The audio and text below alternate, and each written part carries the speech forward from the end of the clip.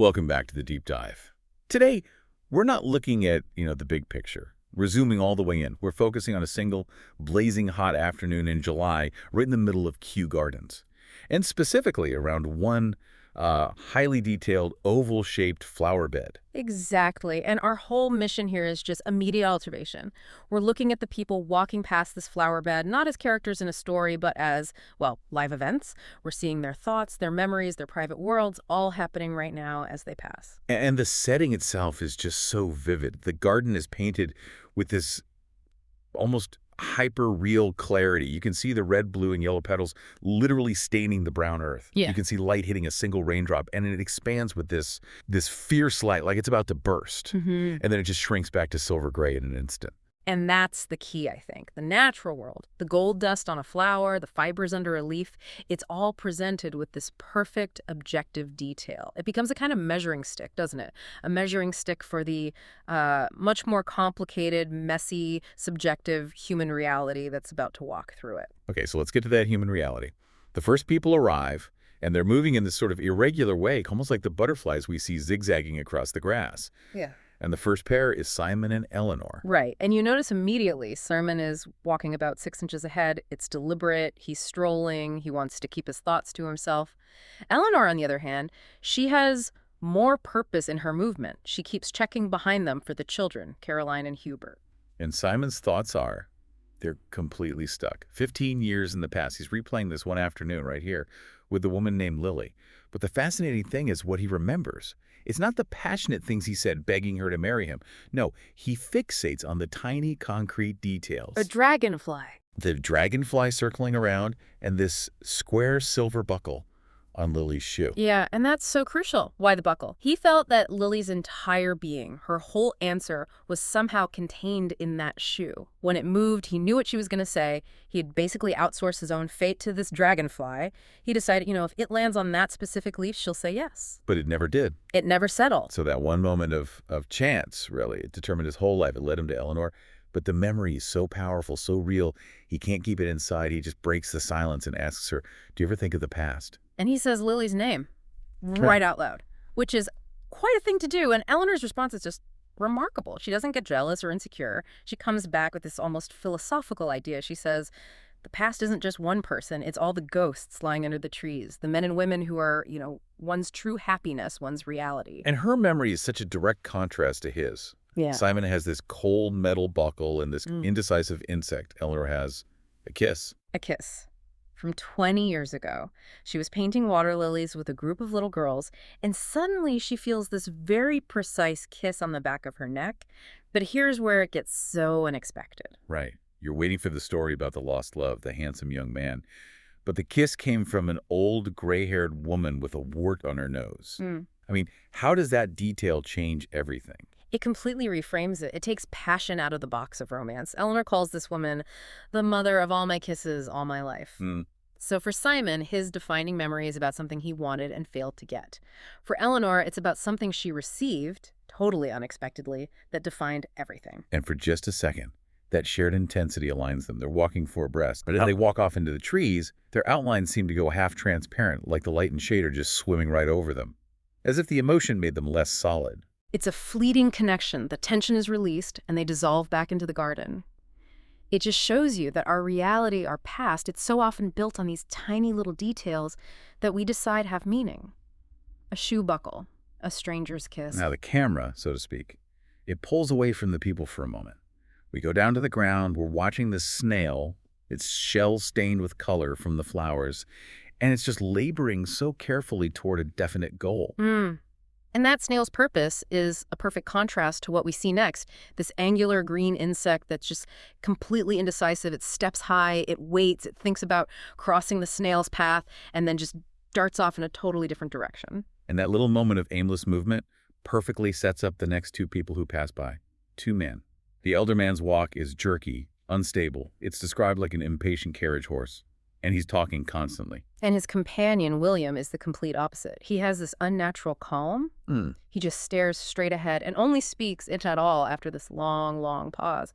He's an anchor. And the elder man's obsession is just, wow. He's talking about spirits, heaven. He claims heaven was known to the ancients as Thessaly. He's convinced the war is making spirit matter roll between the hills. And he gets into this incredible detail about a machine for widows to contact the dead. And this is where the delusion becomes so grounded and almost chillingly real. He lists the parts, the electric battery, the insulated wire. He even hesitates on the word. Should it be isolated or insulated? Yes, that little detail makes it so believable.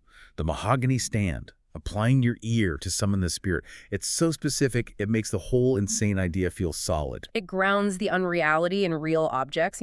But his delusion isn't stable. The second something new catches his eye, a woman in a purple-black dress, his entire focus shifts. He takes off his hat, hand on his heart, and starts rushing towards her. And this is where you see William's genius. He's a master at handling this. He doesn't argue, he doesn't reason with him. He just gently catches his sleeve and uses his walking stick to tap a flower. A silent diversion. And it's instantly effective. The man bends his ear to the flower as if it's talking to him, and his topic just flips. One second it's Thessaly, the next it's the forests of Uruguay, mermaids, drowned women. It's a relationship built on this incredible stoic patience. William's patience just seems to get deeper and deeper. He's not trying to fix it. He's just managing the chaos, gently steering it away from crashing into the real world. Which, if you go back to our measuring stick, the clear, solid reality of the garden, these two represent a reality that is just pure, sustained, moment-to-moment chaos management. Following right behind them, we have two elderly women. One is described as stout and ponderous, the other rosy-cheeked and nimble, and they're just completely fascinated by these two men. They love seeing eccentricity, especially in the well-to-do, and they're trying to figure out if the old man is just eccentric or, genuinely mad. And they immediately start up what's called their very complicated dialogue. It's this rapid-fire, fragmented chatter. It's less a conversation and more like a verbal engine to keep them moving. It's just a list of names. Nell, Bert, Lot, Cess, Phil, Pa, he says, I says, and then immediately groceries. Sugar, flour, kippers, greens, sugar, sugar, sugar. I mean, what is that? It feels like a code or a pattern to stop them from actually thinking or talking. I think that's exactly it. It's all movement, no progress. It's a way to avoid any real interaction by just reciting these lists. They're watching this fascinating, eccentric man, but their own conversation is just a wall of noise. But then something happens. The ponderous one, the heavy woman, she has this moment of breakthrough. She just stops pretending to listen. She breaks the pattern. It's a powerful moment, and it's silent. She suddenly just sees the flowers, cool, firm, and upright, with this incredible focus. It's like waking from a dream and staring at a candlestick until you are broad awake. She gets shocked out of her verbal fog by the solid reality of the plants. And that single moment of pure seeing stops everything. The aimless walking, the aimless talking. Her next action is totally decisive. She just suggests they find a seat and have their tea. Yeah, the contrast is huge.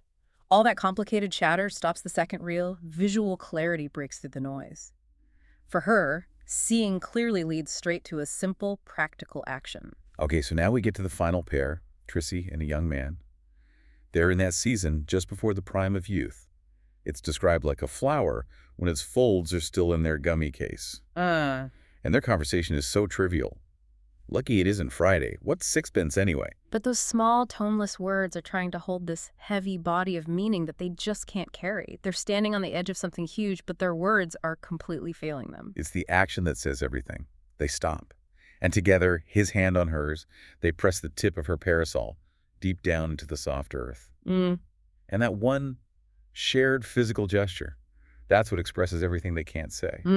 That's the real conversation. That's the moment all the feeling comes out. They can sense the danger behind the mundane words, the precipices and slopes of ice. They're almost afraid of how deeply they're connected. And then Trissy says, the most normal thing in the world, let's get some tea. And that word just triggers this. Terror in the young man. Suddenly he sees these shapes of adult life looming up at him. Yes, he sees the little white tables, the waitresses staring, and the sheer weight of the real 2-shilling piece he will have to pay. The private excitement of their moment is about to crash into the public transactional world, and it's overwhelming. He's so overwhelmed he has to tell himself, it was real, all real. But he means for everyone else, not for them. Their connection is still in this suspended magical place. The reality of paying a bill is almost too much to bear. So he has to rush. He pulls the parasol out with a jerk. He has to stop thinking and just find the place where they can have tea like other people. Yeah. He needs that routine to make the feeling manageable. And Trissy gets drawn along. She's trailing her parasol, looking at pagodas and orchids in the distance, these beautiful fantasies. Hmm. But he bore her on. He's pulling her toward the concrete reality of the tea room. And that's it. That's the end of the flower bed. All of these people passed with the same kind of aimless movement, but inside, their worlds were just so intensely structured. By memory, by delusion, by terror, by anticipation. And the atmosphere of the garden is changing.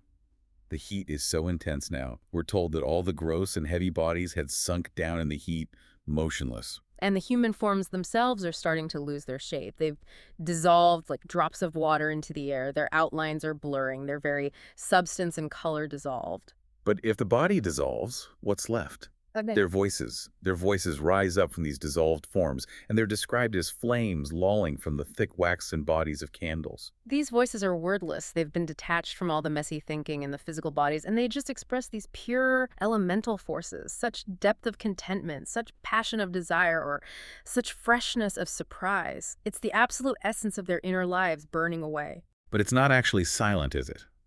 While these flames of emotion are rising, there's another sound underneath it all, the constant, mechanical murmur of the city. Exactly, the motor buses, the changing gears. It's like a vast nest of Chinese boxes, all of wrought steel turning ceaselessly one within another. This huge, indifferent engine of routine is just humming constantly beneath every single human moment. So that brings us to the final thought. We saw the young man terrified of a two-shelling piece. We saw the women driven by their grocery lists. When the body dissolves in the heat and these passionate individual voices rise up like a pure flame, what's actually more real? Is it that singular fiery passion that defines each person?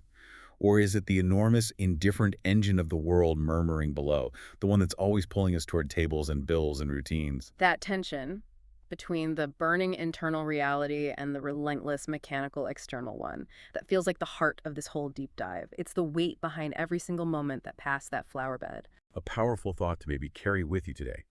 Thank you for joining us for this deep dive into the momentary realities beneath the petals.